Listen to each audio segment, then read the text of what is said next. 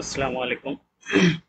আসসালামু আলাইকুম। ধারাবাহিক প্রথম আলো পত্রিকা বিশ্লেষণে আজ রোজ মঙ্গলবার 13ই আগস্ট 2024, 29শে শ্রাবণ 1431, 7 সফর 1446। প্রথম আলো পত্রিকার প্রথম পেজেই যদি আমরা নজর রাখি তো দেখেন, আমরা দেখতে পাচ্ছি যে সড়কে ট্রাফিক পুলিশের দায়িত্ব পালন করছে পুলিশ সদস্য, পাশাপাশি বিএনসিসিরও 2 জন সদস্য আছে। পাশে যে আর্টিকেলটা লিখেছে দেখেন, সড়কে ফিরেছেন ট্রাফিক পুলিশ, 628টি থানায় কার্যক্রম শুরু। বাংলাদেশে মোট থানা হচ্ছে 652টি। ঠিক আছে, 652টি থানা বাংলাদেশে। সর্বশেষ যে থানাটি সেটা হচ্ছে ঈদগাঁও। ঈদগাঁও কক্সবাজারের, এটা কক্সবাজার।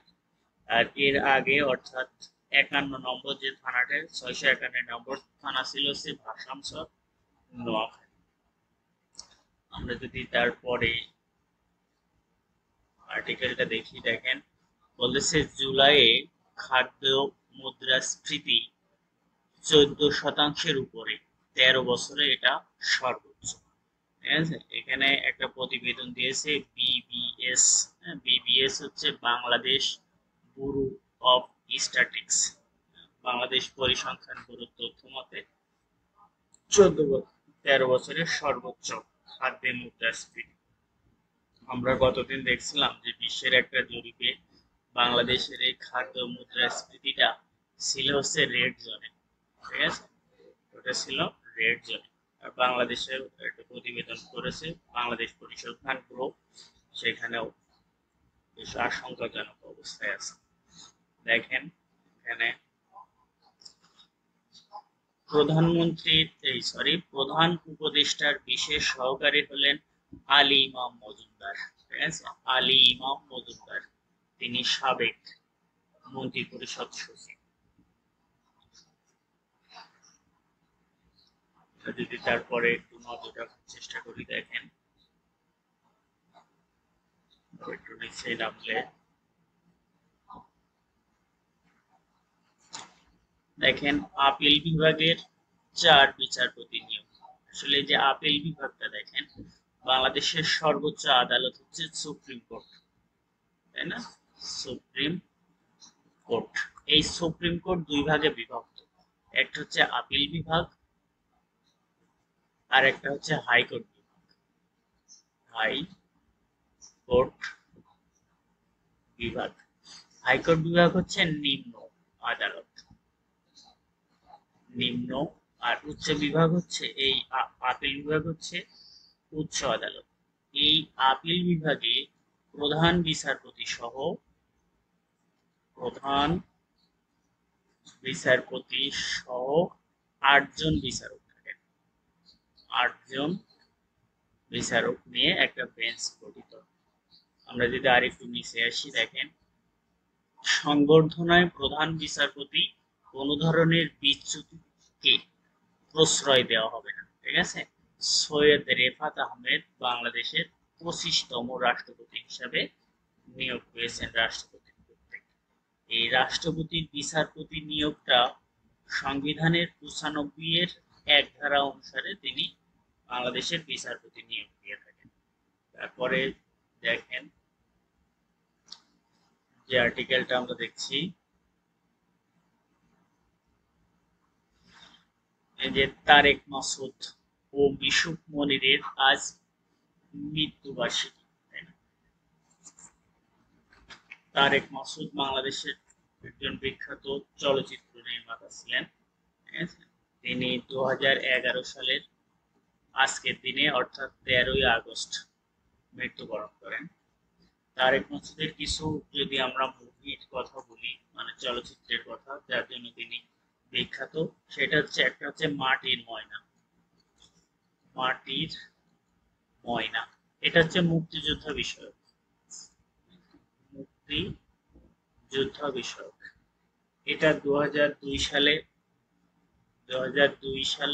মুক্তি পায় এই সিনেমাটি। এই সিনেমাটিতে তিনি আন্তর্জাতিক কান আন্তর্জাতিক চলচ্চিত্র পুরস্কারের মনোনয়ন পান। ঠিক আছে, কান আন্তর্জাতিক চলচ্চিত্রটা হচ্ছে ফ্রান্সের কান শহরে অনুষ্ঠিত হয়।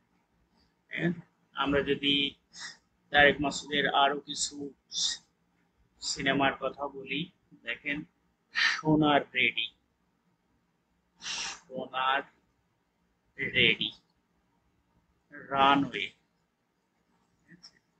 রানওয়ে।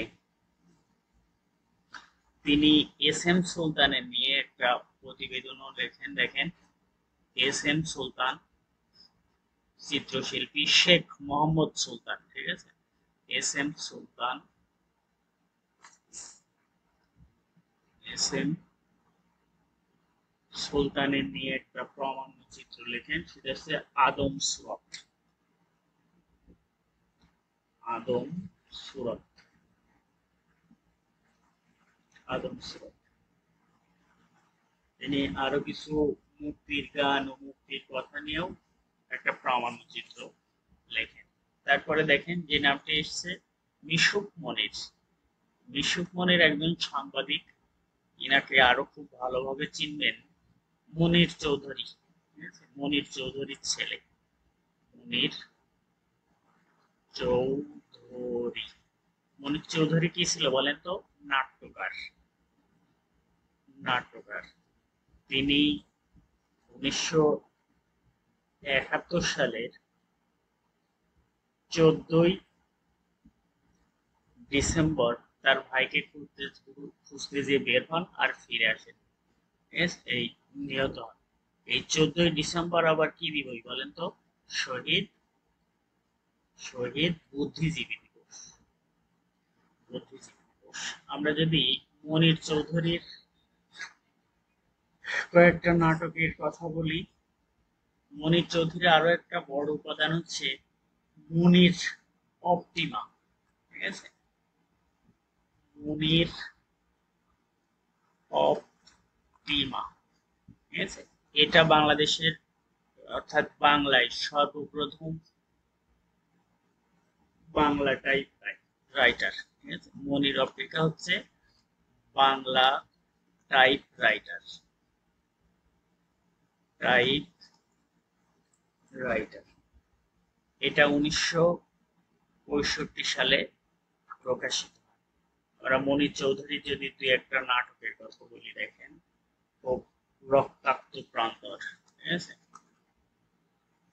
রক্তাক্ত প্রান্তর, এটা হচ্ছে তৃতীয় পানিপথের যুদ্ধ নিয়ে লেখা। পানিপথের যুদ্ধ নিয়ে লেখা। তৃতীয় পানিপথের যুদ্ধটার কাহিনী কি বলেন তো? কত সালে হয়েছিল? পানিপথের যুদ্ধ 3টা, তাই না? পানিপথ কিন্তু একটা জায়গার নাম। ঠিক আছে, পানিপথের যুদ্ধ হচ্ছে 3টা। প্রথম যুদ্ধ সংগঠিত হয়েছিল 1526 সালে। দ্বিতীয় যুদ্ধ সংগঠিত হয়েছিল 1556 সালে। আর তৃতীয় যুদ্ধটা সংগঠিত হয়েছিল 1761 সালে। দেখেন এই প্রথম যে যুদ্ধটা হয়েছিল সেটা হয়েছিল বাবর সম্রাট, মুঘল সম্রাট বাবর ও ইব্রাহিম লোদি। ঠিক আছে, ইব্রাহিম লোদি। এই প্রথম পানিপথের যুদ্ধে ইব্রাহিম লোদিকে পরাজিত করে সম্রাট বাবর মোগল সাম্রাজ্য প্রতিষ্ঠা করে ভারতবর্ষে। তারপরে দেখেন দ্বিতীয় যে পানিপথের যুদ্ধটি 1556 সালে, এটা হয়েছিল মোগল আর এক সম্রাট হুমায়ুন, হুমায়ুন ও হেমচন্দ্রের মধ্যে। ঠিক আছে, হুমায়ুন ও হেমচন্দ্রের মধ্যে। এই দ্বিতীয় পানিপথের যুদ্ধেও মোগল সম্রাট হুমায়ুন জয়লাভ করেন। আর তৃতীয় যে পানিপথের যুদ্ধটি, এটি আফগানিস্তানের আহমদ শাহ দুররানি, ঠিক আছে, দুরবানি ও মারাঠা অধিপতি, ঠিক আছে, বালাজি বাজিরাও বাজি রাওয়ের মধ্যে সংগঠিত হয়েছিল। এই আফগানিস্তানের দুরবানি পরাজিত হয়ে বালাজি বাজিরাও জয়লাভ করে এই যুদ্ধে। আমরা ছিলাম হচ্ছে মনির চৌধুরীর নাটকে, তাই না? তাহলে একটা হচ্ছে রক্তাক্ত প্রান্তর, আর একটা নাটক আছে কি বলেন তো, কবর, তাই না? কবর, এটা হচ্ছে ভাষা আন্দোলন, বাংলাদেশের ভাষা আন্দোলন নিয়ে লেখা। কবর একটা কবিতাও আছে কিন্তু, কবর কবিতা, কবিতার লেখক কে? পল্লী কবি জসিম উদ্দিন, জসিম উদ্দিন। তার আরো কিছু নাটকের কথা যদি আমরা বলি, একটা হচ্ছে মানুষ, মনির চৌধুরীর মানুষ, তিনি কিছু অনুবাদ নাটকও লিখেছেন। সেটা হচ্ছে দেখেন, মুখরা রমণীর বশীকরণ, তাই না? এটা হচ্ছে শেক্সপিয়রের দ্য টার্নিং অফ শোর এর অনুবাদ।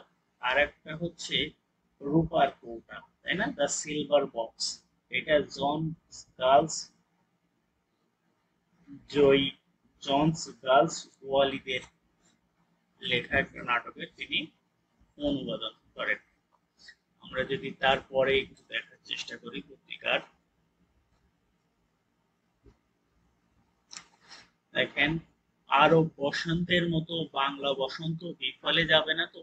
আচ্ছা, এই আরব বসন্ত ওটা দেখেন, আরব বসন্ত হচ্ছে 2010 সালে আরব বিশ্বে যে স্বেচ্ছাচার কর্তৃত্ববাদী রাষ্ট্র সাম্প্রদায়িক মুদ্রাস্ফীতির কারণে যে বসন্তটা, অর্থাৎ গণবিক্ষোভ, ঠিক আছে, যে গণবিক্ষোভ, এটা বলতে পারেন গণবিক্ষোভ, এই গণবিক্ষোভকে পশ্চিমা সাংবাদিকরা নাম দেয় আরব বসন্ত। এই আরব বসন্ত শুরু হয়েছিল তিউনেশিয়া থেকে, তিউনেশিয়া, তারপরে এই তিউনেশিয়া থেকে মিশর, ঠিক আছে, মিশর, লিবিয়া, সিরিয়া, এসব রাষ্ট্রে কি হয় এটার প্রভাব বিস্তার দেখা যায়, ঠিক আছে। এই যে তিউনেশিয়ায় 2010 সালের 18ই ডিসেম্বর, ঠিক আছে, একজন ফল বিক্রেতা, তার নামটা মোহাম্মদ ওয়াজিজি, ঠিক আছে, নিজের শরীরে নিজেই পেট্রোলতে আগুন জ্বালিয়ে দিয়ে এই তার স্বেচ্ছাচারিতা, সাম্প্রদায়িক হামলা, মুদ্রাস্ফীতির একটা প্রতিবাদ জানায়। এরই পরিপ্রেক্ষিতে এই আরব বসন্তের শুরু হয়। আরব বসন্তের সরাসরি সাহায্য করে ইউএসএ ও ন্যাটো। ন্যাটো কি একটা সামরিক জোট। যদি আরেকটু নিচে আসি, আরব বসন্তে প্রচুর ক্ষয়ক্ষতি হয়েছিল। দেখেন, আমরা দেখছি যে পুলিশ সদস্যদেরকে ফুল দিয়ে বরণ করে নেওয়া হচ্ছে তাদের কর্মে ফেরার কারণে। আমরা যদি আরেকটু নিচে আসি, দেখেন 7 বিশ্ববিদ্যালয় ও 3 মেডিকেলে কলেজে নিষিদ্ধ হলো ছাত্র রাজনীতি। আমরা যদি আরেকটু নিচে আসি, দেখেন আফ্রিকায় কি আরব বসন্তের ঢেউ লেগেছে। আফ্রিকাতেও এখন মুদ্রাস্ফীতি নিয়ে বেশ, বিশেষ করে কেনিয়াতে এই মুদ্রাস্ফীতি নিয়ে আন্দোলন চলছে। আরেকটু নিচে আসি, দেখেন 15 বছরে 92,261 টাকা আত্মসাৎ। দেখেন, এই যে যুক্তরাষ্ট্র সাবমেরিন পাঠিয়ে দখলদার ইসরায়েলকে সমর্থন জানাচ্ছে ফিলিস্তিন যুদ্ধে, হ্যাঁ, ইরাকের হামলার ভয়ে তারা সাবমেরিন পাঠিয়েছে, সবচেয়ে বেশি সাবমেরিন তাদের 67টি। তারপরে আছে রাশিয়ার 31টি। দেখেন, আমরা এখানে আর একটা বিষয় দেখতে পাচ্ছি যে পারমাণবিক বিদ্যুৎ কেন্দ্র জ্বলছে, ঠিক আছে, রাশিয়ার ইউক্রেনের দখলকৃত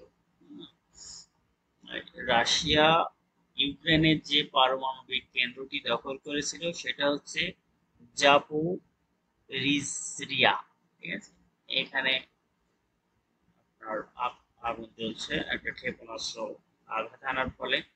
নির্বাচন থেকে সরে দাঁড়ার কারণ জানালেন বাইডেন, ঠিক আছে।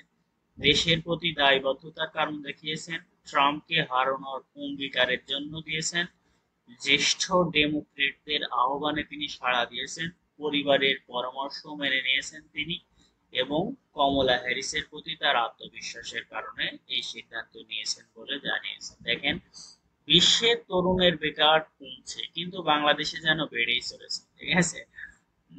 বিশ্বের আইএলও ইন্টারন্যাশনাল লেবার অর্গানাইজেশনের তথ্য মতে আগামী এই চলতি বছরে এই বেকারত্বের হার কমে 12.80% আসবে বলে তারা ধারণা করেছে। আমরা যদি আরেকটু নিচে আসি, দেখেন এই যে কানের পরে মেলবোর্ন, ঠিক আছে, ৭৭তম কান চলচ্চিত্র পুরস্কারের পরে এই সন্তোষ, ইন্ডিয়ান সন্তোষ মুভিটা মেলবোর্ন চলচ্চিত্র পুরস্কারে অংশগ্রহণের জন্য মনোনীত হয়েছে। আমরা দেখছি সবচেয়ে বেশি সোনাজয়ী ক্রীড়াবিদ লিও মার্শো, ঠিক আছে, তার মোট স্বর্ণ হচ্ছে 4টি, ফ্রান্সের, ঠিক আছে। 2024-এর সবচেয়ে বেশি স্বর্ণ হচ্ছে লিও মার্শো, তিনি সাঁতার অ্যাথলেটিক। এই ছিল আজকের পত্রিকায়। ধন্যবাদ সবাইকে, আসসালামু আলাইকুম।